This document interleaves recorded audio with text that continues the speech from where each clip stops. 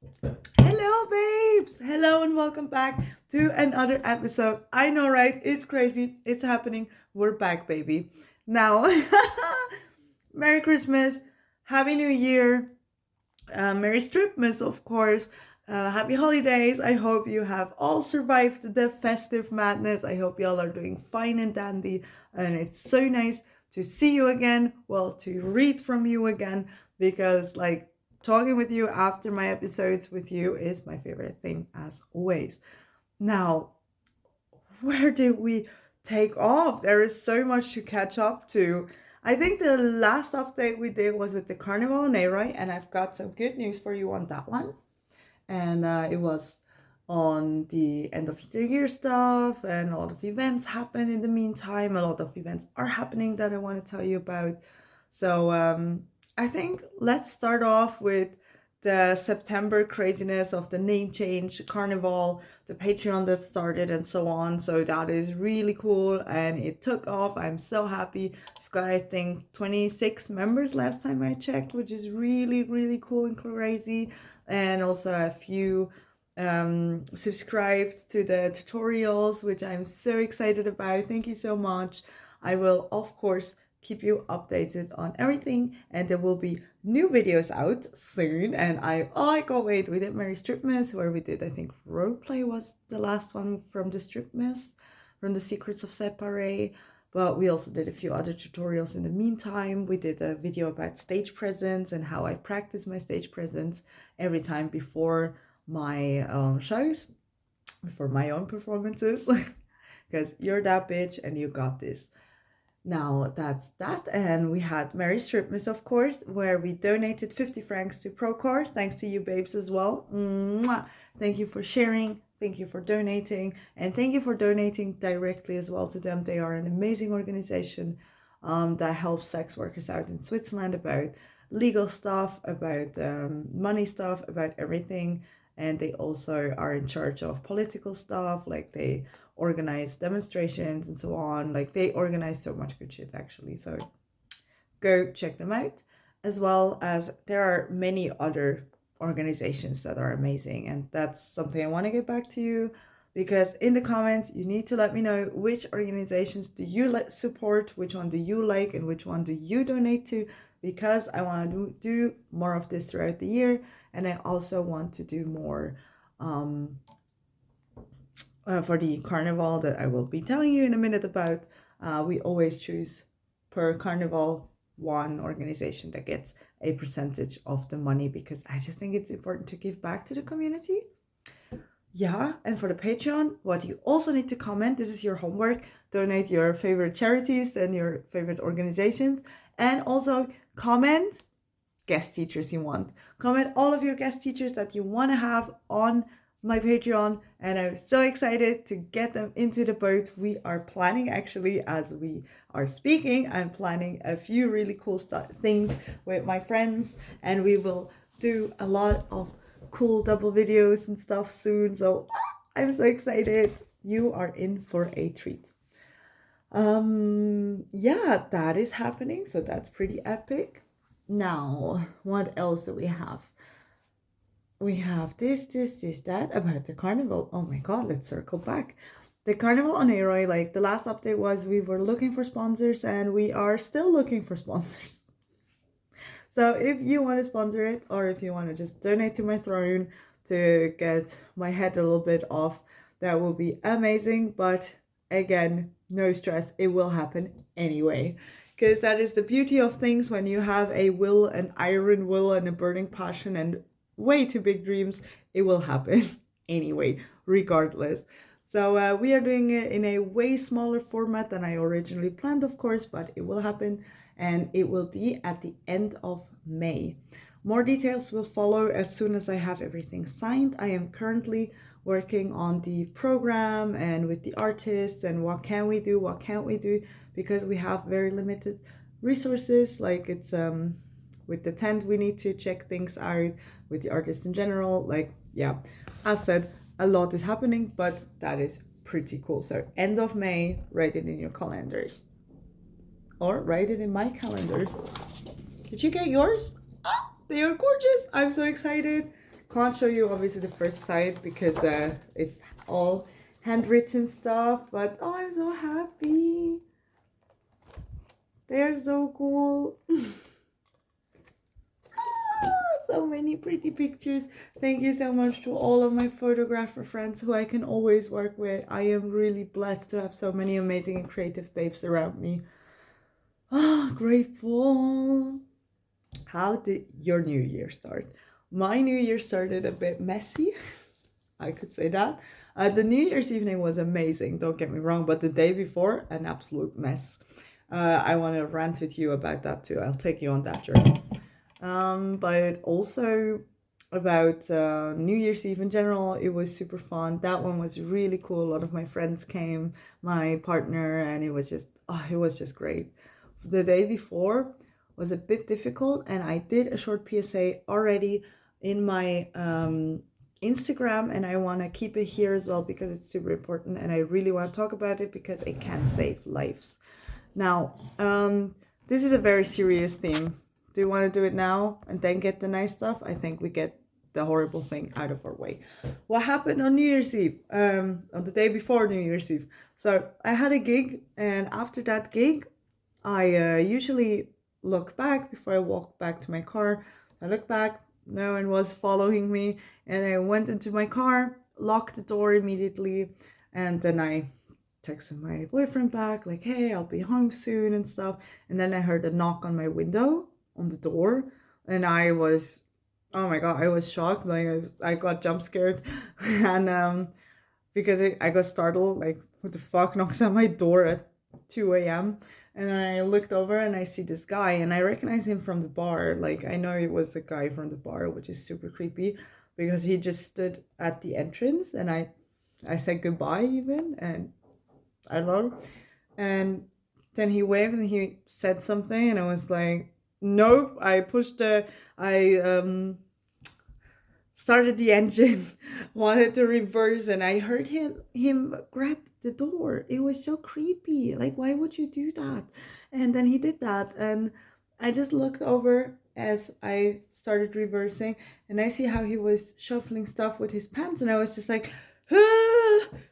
Backwards I go, and then I was like, the headlights on this dude, and I was like, I will run you over. I do not care. Like, what the actual fuck? That is so creepy. You're trying to come into my door, you jump scare me like that, you follow me to my car, like, what the fuck, man? And then he just scurried away like a rat back to the bar, and that was such a terrifying experience that I had to tell everyone about it. Because if I don't know what would have happened if I haven't locked that door. And honestly, I just don't want to find out. I love true crime. I'm listening to it nearly every time I'm in my car. I usually listen to true crime. But no, I do not want to become a true crime story. I'm not letting this happen. I don't want to be a statistic. Oh, yeah. But anyway, so that happened. So short safety PSA for all of my performer babes out there, or if you just like to go out. We, especially women or queer people as well, like, they get targeted a lot too, but like femme looking people usually get a lot of shit, and walking home safely is just a nightmare to us. So I just want to share my favorite tips that I do, and that if you don't do them, maybe consider doing them as well for yourself. So of course, the obvious: don't let your drinks stand around, don't leave them with strangers. Also, if you're working, if you are in a safe, like for example, when I work in the strip club, I sometimes leave it on the table because I just know no one can kidnap me from there, because like there are so many eyes that know me, which is great. But generally, I advise you, when you're working especially, and if you're drinking alcohol as well, we will go into dry January in a bit, just take care of your drink. Just make sure no one has access to your drink. If you are having the stage show, maybe take it with you backstage, or give it to the bar or someone like that, so it doesn't just stand there open for everyone to access it and spike it. Another thing that I recommend is get your drinks yourself, or from the waiters you know. It's like when you work in the bar, obviously you know the people there, so your drink is safe with them, but don't let the customer get you or the guest get you a drink. That is also something. Again, strip club environments, it depends a lot on the club, but generally some can be safe. So in my home club, basically, I know everyone, and everyone knows everyone, so it's very easy to have a good overview on if someone is trying to tamper with your stuff. Yeah, so drinks always. And about the dry January thing that I want to tell you as well is we had an amazing interview. It was super fun. It will be out next week, so you're in for a treat. They are amazing. And if you're doing dry January this month, hey, please let me know how it's going for you. Let me know at the end of the month how you feel. Like, do you feel health improvements? Do you feel better? How's your cardio doing, by the way? How's your sleep quality? Your relationship with food? Does it get better? Because for me, all of these things did. And also, when you're a party animal, or if you're a person like in entertainment business, how does it feel for you, the difference to not drink? You'll see my interview and we will go over so many good questions. So yeah, let me know about that as well. Now we have safety drinks. Now, going to the gig and going home from the gig. Now, this one's a tricky one. If you have a car, try to park close to the venue, of course, but maybe not. Like, it depends a lot what kind of performer you are. Usually, circus artists get less of the horrible stuff happening than strippers, but it's not excluded, and generally just stay safe. So I try to park as close to the venue, but don't put my car out in the open like that. For example, also my car does not have my name on it or anything, because I just want to go to my gig and go home. Yes, I always talk about my showgirl mobile that will happen eventually, but that's for the big things like my glass shows and so on. And it's kind of hard to hide a van anyway, so I might as well glitter it up. Yeah, but generally park close to the venue. And if you go home, or if you even go to the venue, you can have someone escort you always. Just ask them. That is something that I know sometimes feels weird, but especially as a performer, you can call the owner, or even before you arrive there, you tell them, hey, I will be there around this time. Can I call you then? And can you help me with my bags? Or go with me inside, or whatever it is. And same when you go home, in case you don't feel good or safe or whatever, let someone escort you to the car. They are usually sweethearts and they like doing that. And I just think it will be good. And if you don't do that, make sure no one follows you. And in the end, they can always follow you anyway. So teach me a lesson. But yeah, if you leave the bar, again, say goodbye to everyone. Make sure no one follows you to your car. At least not obviously. Yeah, when you get into the car, lock the fucking door. Make it a habit. If it's not your habit yet, make it a habit. As soon as you sit down, close the door, lock it. That is so important. And if you don't feel safe, try it out. I tried it with my cousin beforehand. Like, I was inside the car and locked it from the inside, and I asked her to try to open it, and it couldn't open, and that gave me a huge relief. Like, I felt safe. So yeah, maybe do that so you feel safe as well, and make it a habit. You never know. You just never know. Not everyone is a good person like you, and not everyone is a sweetheart like you. So lock the doors, have someone escort you to the car, or just really make sure. Also, tell someone. I don't care who. The more the merrier. But for example, I usually tell my partner when I arrive at the venue, and when I'm supposed to be done with my shows, and when I'm supposed to leave. So he knows the timeline of when what should be happening. I always text him when I get into my car and when I drive home, and text him when I got home, basically. Like, I always do these steps, like, when should I be there? When should I leave? Those are the two most important time steps. You can also send people your location, which is also great. Send addresses. That is also something I share with my partner, like where I am. And most of the times he knows who to call. But if you don't know who to call, or if this person doesn't know them, you can send them the contact dates of the person that booked you, and they can call up if something, if you don't show up or if you don't text back or something. Yeah, so I think these are some safety measurements that I highly recommend to you. And same with, again, the alcohol substance thing. Just make sure you are still clear in your head to, of course, work, do your job, of course, but also for your safety, because people like to take advantage of you, especially if you're stripping in the strip clubs. They want you to drink, so you get loose, get wild and shit like that. And I'm like, excuse me, sir, I'm weird without alcohol, okay? I can be a total nuisance without a drop of liquor. Chill. So I think that is something that people need to get reminded. So yeah, that is that. Just be clear and tell people and get home safe. At the gig, make sure you're backstage, only you have access to the backstage, or like maybe the other performers, of course. But if you are alone there performing, make sure you have some keys or something, or a security or someone, because I remember I had once this moment. I had this a few times, but once I was very engraved in my brain. I was working, I was in backstage, like changing clothes, changing costumes, and then I was having a break, sat on the couch, and someone came upstairs, like rushed up and was like, "Hey, I saw your show, it was great." I'm like, "Thank you, that is very kind." And usually when I'm in backstage, I'm in relax mode and I get overwhelmed, and I got overwhelmed. I was like, "Hey, that is very kind, thank you." And I was like, "So what are you doing here?" I was trying to figure out, like, is he working here or did I miss something?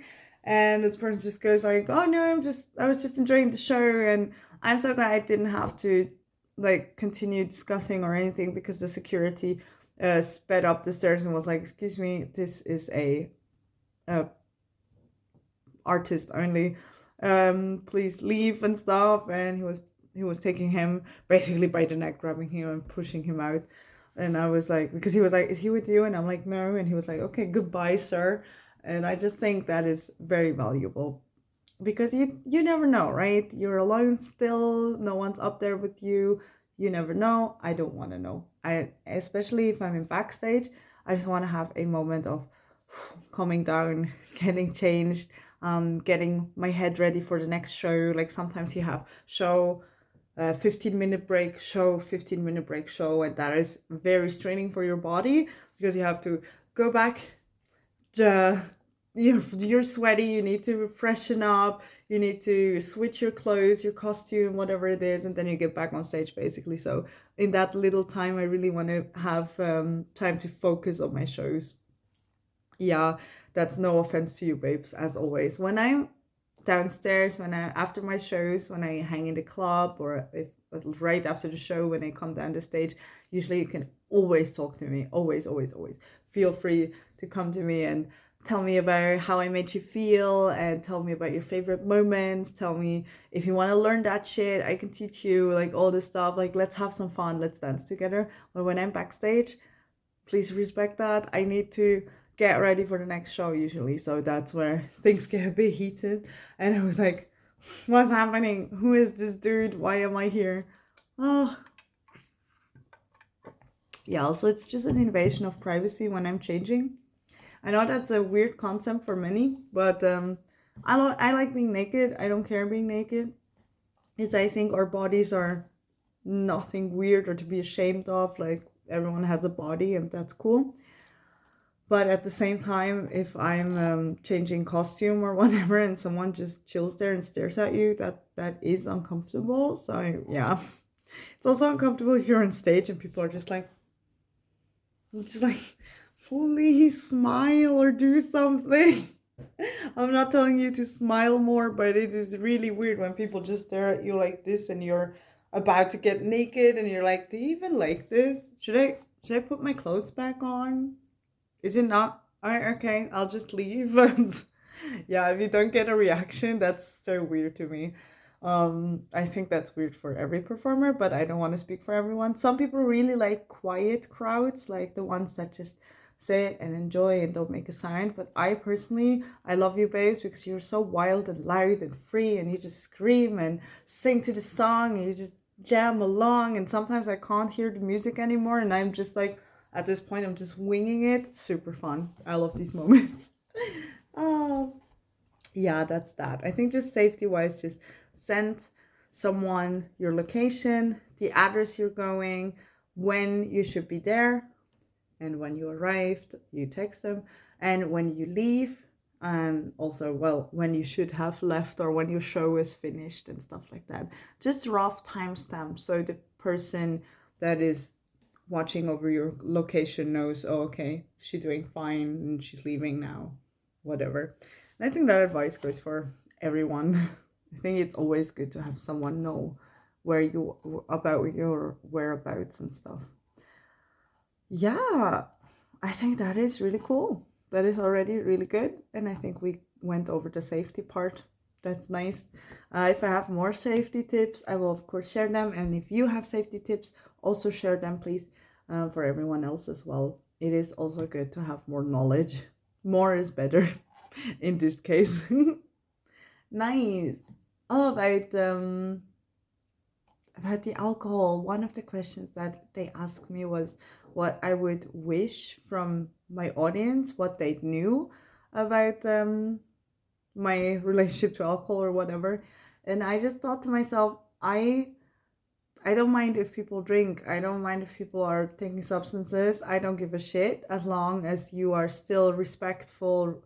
Don't cross my boundaries. Still listen to consent. Like, I think these are the most important things, because that's something that bothers me when, as soon as alcohol and drugs are involved, which is pretty often the case when you're in nightlife business. I just think people forget that other people have boundaries because they are so in their own head. They can't see past that. So everything belongs to you, and the night belongs to you, and everyone in it does. And I just think this is something very important to remember. It's like, know your limits and respect our limits. I think that's important. Yeah. Besides that, I don't mind like if people consume or whatever. I just want to be safe. I just want my artist babes to be safe. I want you to be safe. I want everyone to be safe. And as long as we can have fun, you can do whatever you want. I don't care. Yeah, I think that is important. Yeah, so that's the sober showgirl life for me. And another thing, what was it? The carnival I said, the Patreon I said, so many goodies are coming. We are doing a workshop at the end of the month. Next week I'm going to Germany, and this week is the Undrespian party, for which I'm so excited. It's for lesbians and friends, basically. Super cool queer party, and I will be performing there with, oh, someone is doing drag. Oh my god, I'm so excited. I don't know this person yet, so this is gonna be super cool. If you don't have your tickets yet, get your tickets and also get the calendar. Only hotties inside. I love it. So that's gonna be for me. And oh, in Germany we are doing, oh, it's the Frauenfestival. It's a women's festival. It's so nice. It's a retreat in Bremen, and there you have all kinds of workshops that we are doing with Lenia and her team again. So, oh, I'm so excited for that one. That's really cool. I will, of course, tell you all about it in the next episode. That's when I probably went. I will be teaching striptease and lap dance there, if I'm correct. So that's gonna be super fun. And on Patreon, you will have the same workshop as I will teach at the end of the month. It's gonna be heels, clacks, and bangs. We are starting the year with a bang. That's the workshop, and I can't wait to do that. So bring your heels, bring your knee pads maybe, and put on your favorite outfit, and let's stomp it out. Oh, it's gonna be so good. What are you manifesting? Like yesterday, we were playing the exotic cancer game, and it's so nice. We were playing it, and I made 42K in one night. It's like, I fucking wish I'd make that much money in a night, but here we are. Switzerland is just not used to it, I guess. Maybe one day I have rich tippers and I make 42K a night. Who knows? Manifesting. I should have like a sticker, manifesting. I love it so much. Leah said that, and so fun. She's so amazing. If you don't know her, YEAAAR, she's also teaching workshops and stuff, so also amazing.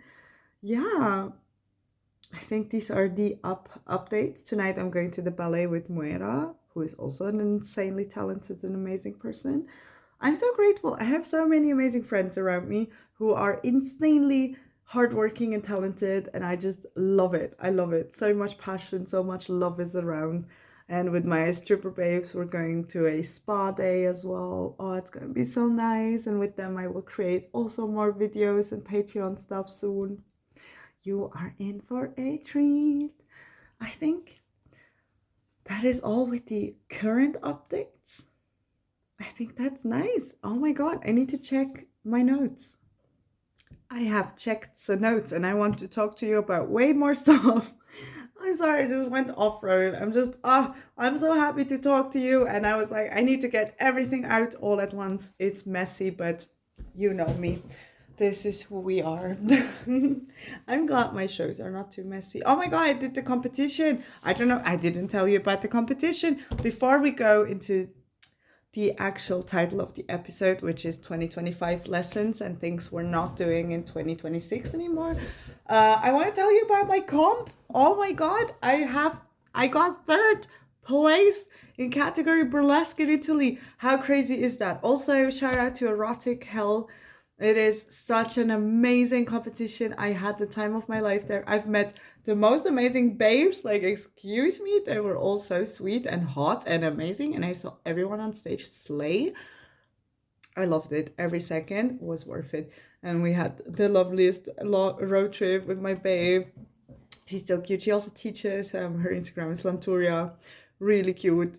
And we had so much fun. It was such a great trip. And generally, you babes know I don't like competing. I tried it once and it was a sports pole comp and it was way too early. I was not really a crazy showgirl back then. I was just starting off and I was like, yeah, you know what I need? A competition. It was a lot. So yeah, we improved so much. And well, I also have the routine in performing now. I feel so safe and secure with performing. And I just treated the comp that way as well. And I know a lot of people are like, no, if I go to competitions, I'm locking in and I want to win and stuff. And of course I wanted to win too. Everyone wants to be first place, right? But it was too much pressure for me. I can't do that. It's like, this makes me go crazy. So I was like, you know what?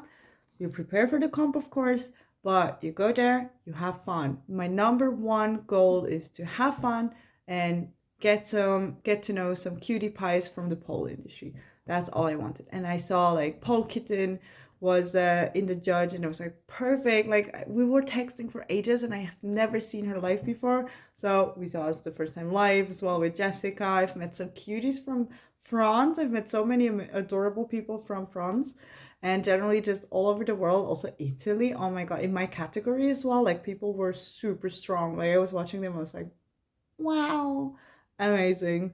So if y'all want to do a competition that is also sex work friendly, by the way, Erotic Hell is your baby. It's your place to start. Also, they have the cutest category for newcomers. It's called Baby Bats. It's so cute. I just think, like, I know it's a competition and everyone wants to win. That is out of the window, like we all know, but I think it's important to remember why you love doing this and what you want to share on stage. Because what I thought was really cool, like everyone was showing on stage what they felt. Like, some pieces were super emotional, some were freaky, some were, I think mine goes in that category as well. Some were just extensions of their personas, some were like themes. It was so cool. It was just so cool. Yeah, so I loved it. Every second was worth it. And if you want to check a comp out, I think that's the one for you. If, like, especially if you like the central aspects of pole. Because honestly, other competitions I struggle with, they have such a thick rule book about clothes. I'm like, excuse me, you want to tell me what I can and cannot wear in a pole comp? No, I'm not having it. Like, no, I don't give a shit. The roots of pole is still stripping. I don't care. Especially like people wearing heels and they're like, oh no, it's from Malakam. And I just sit there like, Yeah, I'm pretty sure those men wore these heels too. That makes sense. Yeah, so that's just messed up. So get your roots straight and the rest keep it gay. So yeah, another thing we talked about the safety, which I think is important. I just want to tell you again and again and again, stay safe, lock your door, because that shit traumatized me. And other 2025 lessons, also share all of your lessons with me. I tried asking on Instagram, but I think no one was comfortable sharing their 2025 lessons because let's face it, 2025 was a mess. It was a lot, and I think for everyone 2025 was a lot. Also on this planet so much was happening, and I every time I hit the news I'm like, I don't want to live here anymore. Please, where can I get off this ride? Yeah, so I totally understand everyone who was just happy with surviving, which is so valid. I'm glad you're here. I'm happy I'm here, and we got it, we did it, and let's hope that this year brings a bit more positive news. That will be great. Manifesting that as well.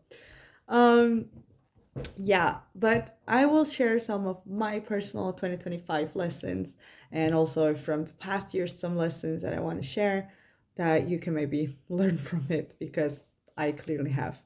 Another thing is contracts and invoices and stuff like that. That's especially for the people performing that are listening.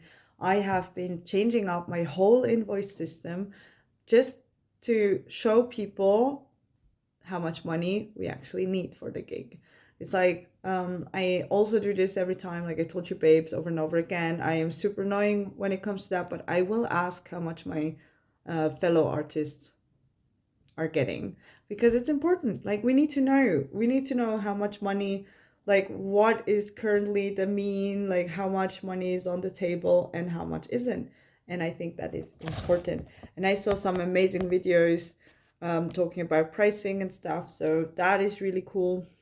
Oh, look at my kitchen. Wow. So yeah. Sorry. Yeah. So, invoices, contracts, get your shit straight. Make sure you write everything down.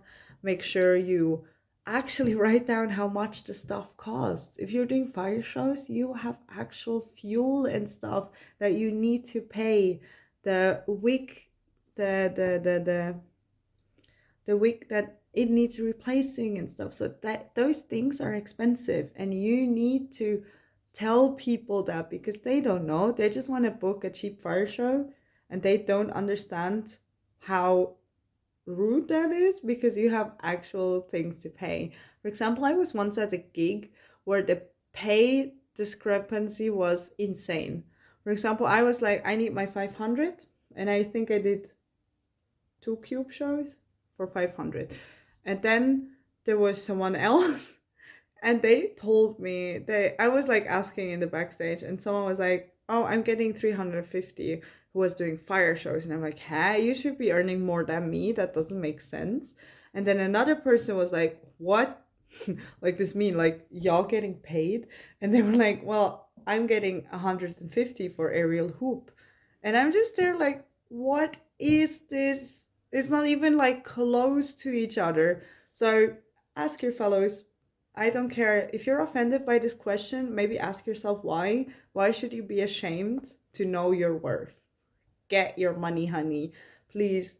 So, yeah, don't leave money on the table. Also, if you are a corporate, if you are an event, how do you sleep at night? How do you sleep at night knowing that you paid someone 150 and someone else 500 for a similar gig? Like both is aerial. One is a cube and one is a hoop, but both is aerial. It's like, how dare you? It's like, I don't know, man. So I just think if you are an event, ins for this year is treat your artists like artists, treat them right, pay them right, out not paying my artists right, not treating them right. And I'm not saying I need royalty treatment. I mean, of course, we love it, but it's like, I just need respect, fairness. I can't pay. Again, I always talk about this with exposure and a good time. That's weird. If I want to do that, I will offer it myself. Thank you. So yeah, that's that. And contracts, write your contracts. Get them checked by someone who knows shit about contracts. Ideally, a lawyer that knows stuff about your field. But I just think it's really important that you are safe, especially when something breaks. What happens? For example, my stage pole, I sometimes rent it to people, and I do that with people I know. It's fine. They sometimes give me tips. That's very kind of them. But for people I don't know, there's a contract for that. Why? Because this is literally my show equipment. I need it back. I need it back with all of the pieces. I need it back whole and not broken. And I can tell you a story right now. I rented it to someone and I didn't get some pieces back. And I was like, where's my stuff? And I didn't do a contract then. And it's just the toolbox basically with the things. And I'm sure they lost it or they just took it accidentally. But it was still annoying because I was at the gig then and I didn't check. I was just, yeah, they put it in the thing as well. No, they didn't. And I was at the gig and I was there and I was like, I'm sorry, can you give me your screws? Because mine are not in the bag for some reason. So, yeah. Another thing, check your equipment regularly, replace faulty things. That is also out. Rusty material and wobbly poles are out. Replace your shit. I have to do that as well. I learned, I was at a gig. I wanted to screw in the middle piece and fair to say we broke it. It's dead. And I didn't bring a second piece because why would I? And so that was a bit stressful, but we managed to put the poles together anyway, and it held up. Everything was great, but it was a bit makeshift and maybe a bit dangerous. And I do highly not recommend this, especially you're an insured performer, right? Stay insured. If your insurance hears about this, they will be outraged about it. So yeah, make sure your equipment is safe to use. Now, what is also cool, lessons. Warm up and cool down. These are so important. I know, baby girl, I know. Sometimes after a show, you are so hyped and you don't want to do the cool down. Same. You, I usually don't do it. I forget. And the next day, my muscles are so sore and are aching. I'm like, why do I feel this way? Well, because you didn't do your cool down. So do your cool down backstage. Take the time. At least, 5 minutes. Just quick stretch and then you can go back and party again. That is something that I just want to give you along the way. And same, and that is a non-negotiable. That's really something that I can't look at it anymore. People who do not warm up and do crazy tricks. And I'm there like, your body is telling me no. This is crazy. Insanity to me. If you want to keep your body happy and healthy, you need to get it warm. So warm up, cool down, non-negotiable this year. Let's do it together. Especially the cool down part, force me. If you see me at the show and you just saw me doing a cube show or whatever, force me to do a cool down. So yeah, that is something that we need to work on this year as well. And another thing, invest and rest.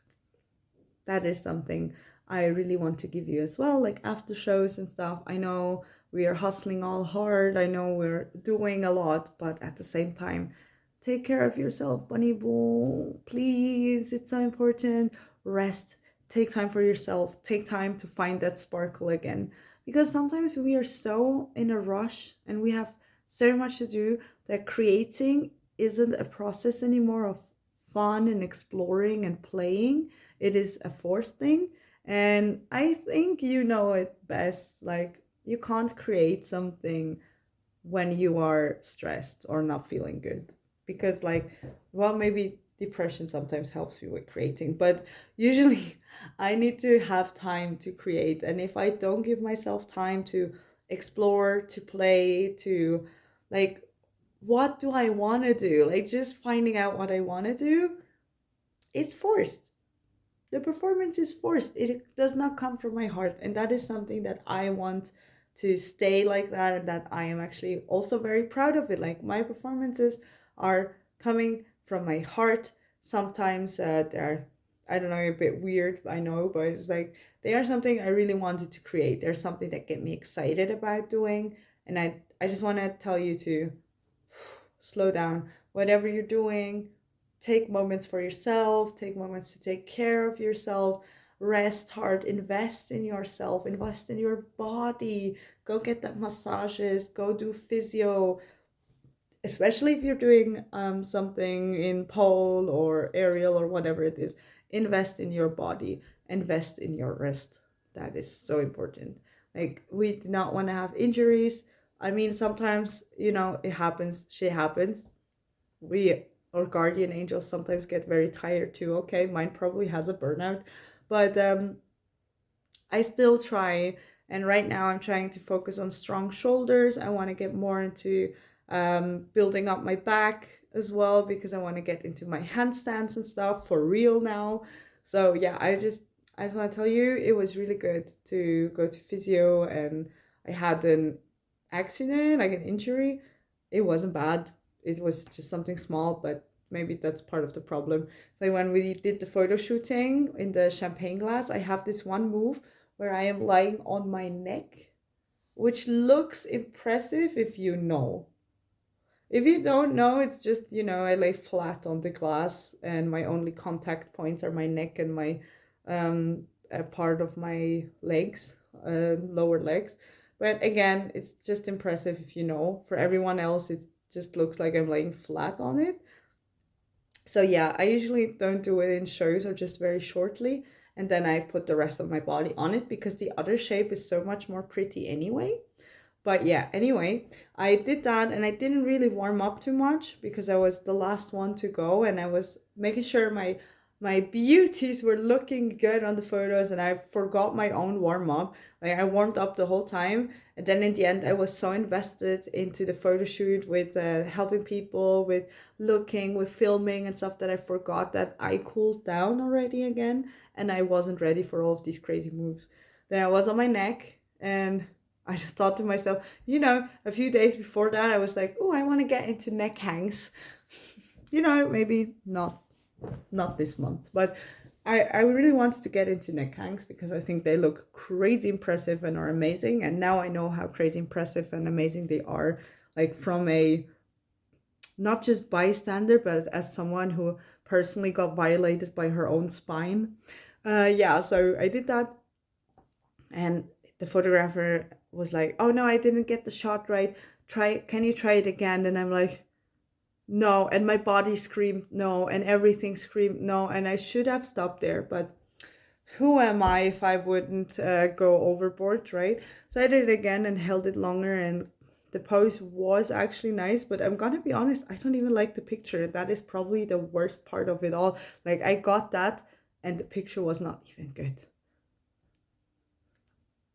Flabbergasted, offended by myself. So yeah, that was infuriating. The pictures are great, but it's like, you can, I think I see my pain there. That's why I don't like the pictures. So yeah, the day after, I had, like, my shoulders, my neck, everything was super tense, and it hurt so much, and I was waking up stiff like that. It was like, oh my god, I'm dying, this is it, I will never walk again. And they will say, oh no, okay, it's just the neck. And I felt super bad, and my physio said, like, probably during that move, my, oh, what are they called in English? I pressed the wrong button. Welcome back. My vortexes, these things, the spine, the spine bones, where I pressed them together, and my body got a panic reaction basically, and all the muscles contracted to save the spine basically, which is a normal reaction to happen. But I got super scared, and of course, like, everything was super tense and hurt and stuff. So she gave me physio to do for myself at home. I'm glad. Like, she fixed everything. Everything's alright. Like, there was no damage. I'm really glad, because again, it would have healed on its own, but it would have taken longer. So that's why it's a long story short. Very long story, very short. Take care of your body, do physio, do build up, that is really cool. Yeah, I think that's important. Yeah, those are my stories for today. I think those are the 2025 lessons. And if you have any lessons, please let me know. I think another, yep, yep. Ooh, and take payment up front. That is a lesson that I also learned, which sucks. I'm really glad. Like, I got this booking from someone else, and they are super cute. Oh my God, I have to tell you about these bookings as well. Um, I had a booking from someone, which was great. It was all right. I had the show, everything went good, people were cute, and then the other performer didn't show up, and that was really that was that was bad, and everyone was angry and so on. I was like, hey, should I do the second show? I'll happily do it. You don't have to give me his full like payment or something, but you can give me, you can tip me for staying and doing another show, because I felt bad and I performed there a few times and I was like, why not? So I did that. And then they didn't pay me more for my second show. And I was like, are you fucking kidding me? It's like they were like, oh, I thought you just wanted to do it. And I'm like, you're aware I'm not a charity stripper. Like, I sometimes am a charity stripper, but it's like, this is a gig. You would have paid this person money for the show as well. And it was very spontaneous. I didn't expect you to give me this person's salary as well, but it's like, a portion at least. That was wild. So take payment up front. Even if it's for gigs that you already got payment and you do a second show or something. Usually, for example, for bachelorette parties, I sometimes ask them to, like, hey, if you tip me, or if you want to spend more money, I can stay longer, we can do another show or something. And they sometimes do, which is super fun. But in this case, and I always got paid. They always showered me with money, which is super cute. And in this case, it was just like, yeah, let's do the show. Yeah, we will check the payment afterwards. I need to check in with the person. I'm like, yeah, you do that. I prepare for the next show. And usually this is great, but this time it didn't work out. So unlucky for everyone else who comes after this, but now I need to take cash up front again, because this is a reminder how some people are, again, not sweethearts like you and me. Sad. But yeah, but that was something. Take your cash either upfront, or make sure you have an invoice for everything. If it's something that you do on top, basically at the show there, you can check it out. But make sure, maybe text them about it or whatever, so they really have it physically. You can see it, like, I need to pay more for this. This is a service that I need to pay. And when you go to do your nails, you can pick the base, but everything else is extra, right? Yeah, same with shows. That's how I do my pricing, by the way. Like, just arriving there and doing a show has a base price. If I bring my champagne glass, it costs more. If I bring the cube, it costs more. If I bring the stage pole, it costs more. If I strip, it costs more. Like, all of these things add up. So you do that as well, honey boo. That is important. I can't sit anymore. This is annoying.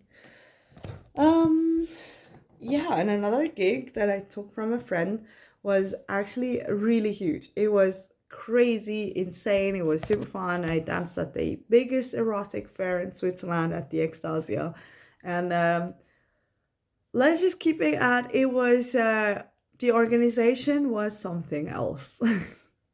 It was just crazy messy, and it was very short notice, and I worked in the strip club the nights before and during and stuff, so I was super crazy. And when I got there, everything was crazy. But all in all, like, the people were cute and all, we had lots of fun. But when I arrived there, that was crazy to me.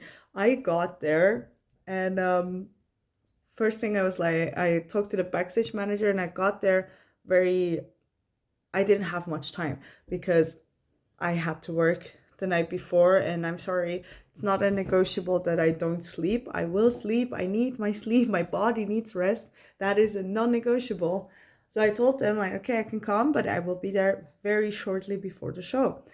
I'm a professional. Don't worry about it. I just need time to warm up, change, and then I'm ready to go on stage. And we did that, and I told them, here, this is my USB stick, it's this file, 2 songs, and so on. And they were like, okay, cool. Took off. I went to backstage, got warm, got ready, and 3 minutes before the show, like, I go out and I was like, hey, I'm ready. Can I quickly check with you about this, check in with you about the stage? And they were like, yeah, of course.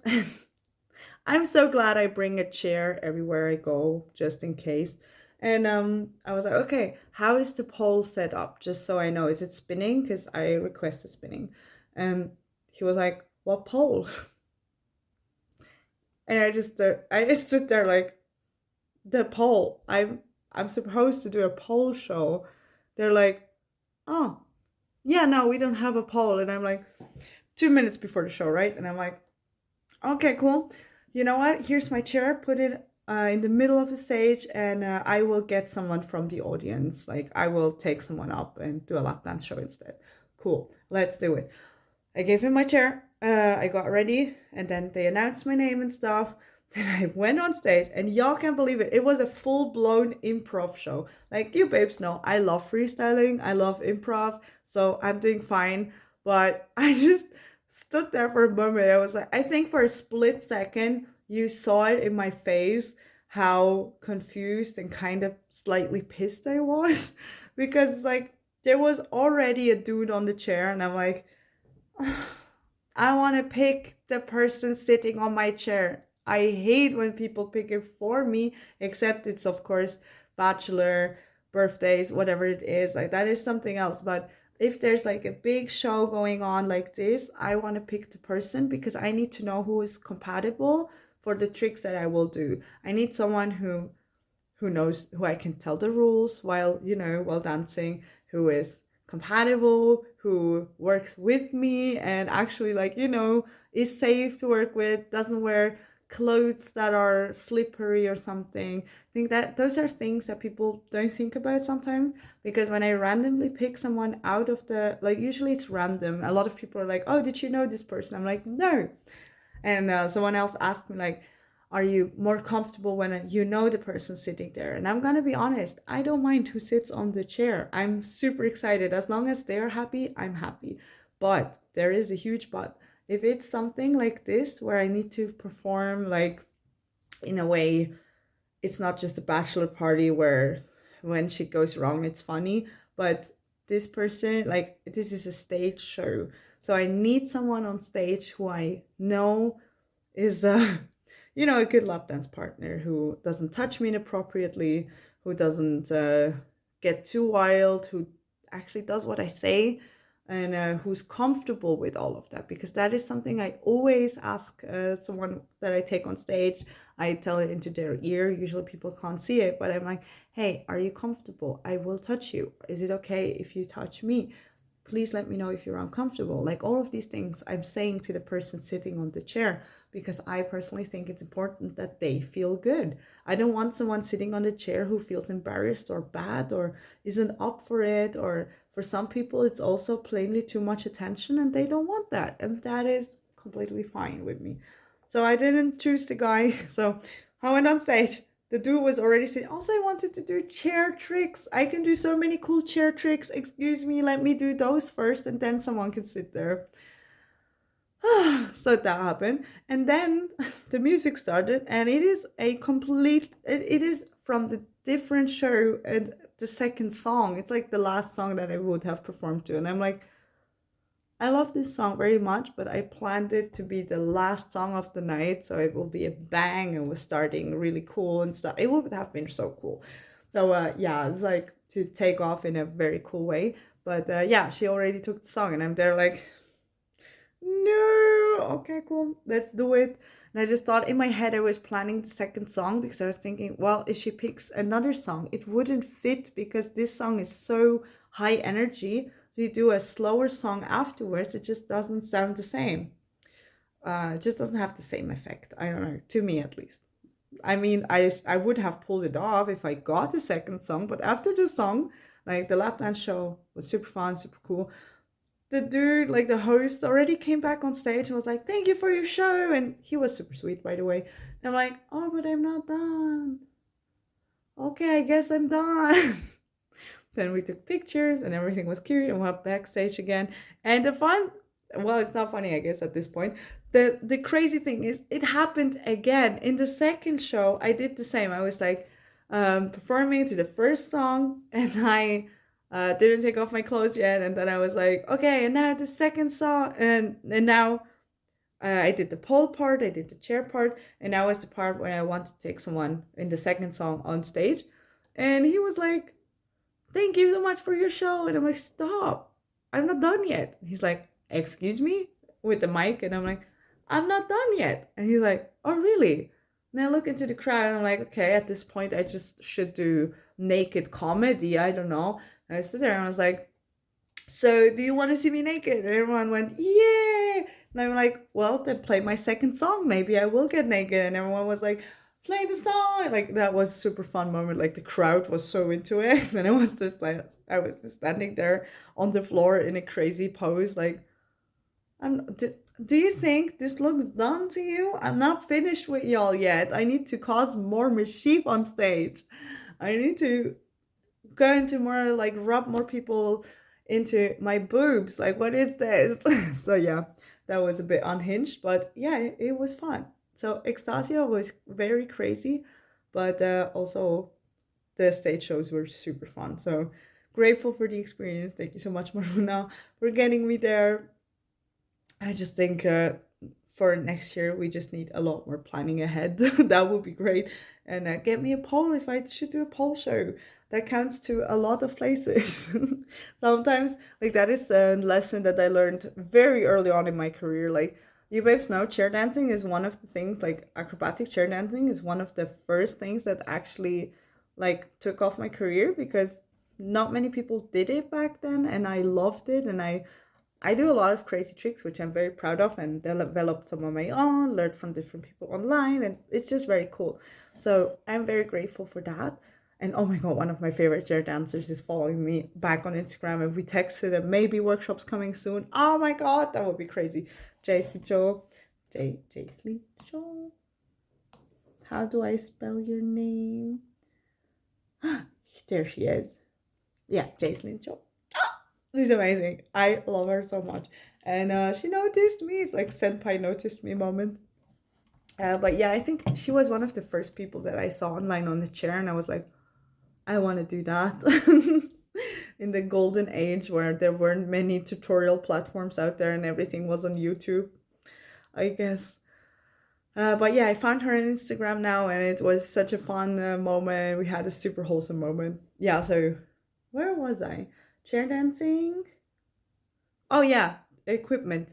That's where I learned bringing my own equipment is crucial to my shows, because sometimes I'm like, hey, I used to be like that. As said before, I always bring my own chair. As I don't care if they have my exact chair, great, but I bring it just in case, because I have a show chair out of wood and a bit nicer, like golden with plush and stuff, very pretty, very fancy. But I also just use those Mauro Mikasa um, foldable chairs out of metal. Yeah, they are pretty cool. They're very convenient. They are easy to carry with, and they look good on stage. So perfect. What else do I need, right? So then I got asked for shows. That was in my early showgirl stages. I was not self-employed by then, and I had a lot to learn, obviously, which was super cute. So yeah. Um and then they were like, "Oh yeah, we have a chair. You don't have to bring yours." And I got there, and it was the most random chair every time, every single time. That happened to me a few times, and it still happens to me, but now I am prepared and I have my own chair. So I got there, and I'm like, "Oh, okay, let's do," or the lap dance. I need a chair for someone to sit in to perform a lap dance, right? They're like, "Oh, we have this, those on festivals or like little towns, folks festivals, where you have the benches." Yeah, someone presented me this one time, and I stood there and I was like, I'm not quite sure what I should perform on this and what you were expecting me to do on this, but I can't work like that. And then another person was like, oh, we got chairs, don't worry about it. And they brought, these flimsy plastic white balcony chairs that a lot of people used to have, that you just look at them and they tipple over and actually break. And I just stood there like, how did I perform tricks on it? And how would this hold two people? It can't even hold one person. This is crazy work. So yeah, that was crazy. And some people present me very odd chairs that have really weird shapes, and I'm like, I'm not sure what I should do with them. Or they have super high leans, and I sent them pictures of my chair dancing tricks, and I'm like, I don't know how you expect me to do, for example, a super babe on it or whatever. It's like a bit difficult here. But yeah, that's something that taught me very well to bring my own chair. And if you do chair dancing, find your chair. I have some students who tell me those from IKEA are better. I have some other students who tell me different chairs are better for them. So be that weirdo, go to the warehouse and just test them out. Honestly, I do that all the time, and I know I look weird. The first thing I look stability, like this chair should hold my weight anyway, so I test them how flimsy they are, and if they are stable, I try my tricks on it. In the warehouse, they sometimes look at me funnily and ask me what I'm doing, and I'm like, I'm a performer. And then I show them a picture, I'm doing this and I need a stable chair, and then they usually laugh and leave me alone, and that's super fun. Or they sometimes help me. That was super sweet. I had that once. They were like, oh, maybe try another chair, like these are really good as well. So very cute. That's where I came to the conclusion that Mauro is the love of my life. It's just the chair from Mikasa, so super funny. Babe, if you see this, best chair, second best thing to sit on besides your face. Anyway, yeah, so these are the things that I think you need to look out for. Bring your own equipment always. It's safer, you know it already, you're familiar, you know the ins and outs of it, hopefully. And yeah, same with aerial hoop. Not every hoop is the same. Like I worked at a bar once. It was super sweet, and they were like, they have their own hoop. And I was like, okay, cool. Then I got there and I tried it, and it was way bigger than my hoop. And I was like, I can't do all my tricks there because I'm not familiar with the ins and outs, and I'm not holding, like the tricks are different and so on, like feel different at least. So I had a really hard time working this thing out before the show started. It all went well and so on, but still, I would have been more comfortable with my own hoop. Same, I sometimes, like I did double hoop with a friend. She's also amazing, and we did. And she brought her hoop, and it was taped. And I personally hate taped hoops. Some people love it. It is, again, preference, but I just really don't like that sticky material. I hate it. I guess when you wear a like jumpsuit, like a full-on bodysuit, it makes sense because you're slipping off the metal. But if I have grip on my legs and arms, I will always prefer the non-gripped hoop without the tape, because just doesn't feel nice on my skin. It's scratchy and it leaves marks, and I don't like it.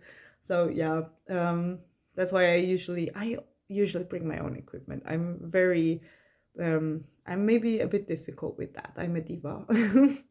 I want my stuff that I just know it works and it will be good and it's great. I had another thing with fuel once, like when I got to a gig with fire, and this person was like, oh, you don't have to bring your fuel. I got the fuel, and I'm not familiar with their fuel.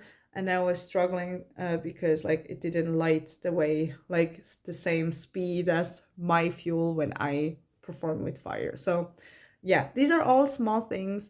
Of course, it's nice to share all the stuff, and I love to share my stuff, but I am sometimes just very difficult because I just want to know the equipment works, everything is doing fine, and I will be fine, you will be fine, everyone will be fine. That is important to me. So yeah, always check your equipment. That's also a 2025 lesson. Nice. I think I need to get ready for my ballet date with YEAAAR. I'm wishing you, babes, lots of fun. Have a lovely, lovely time, and I can't wait to hear back from you. And it's gonna be so much fun. This year has so many goodies for us, and I can't wait to see you at all of my shows, all of my workshops. And if you have some availabilities, book me till May, especially for private lessons if you want to do something, because maybe afterwards I'm gone.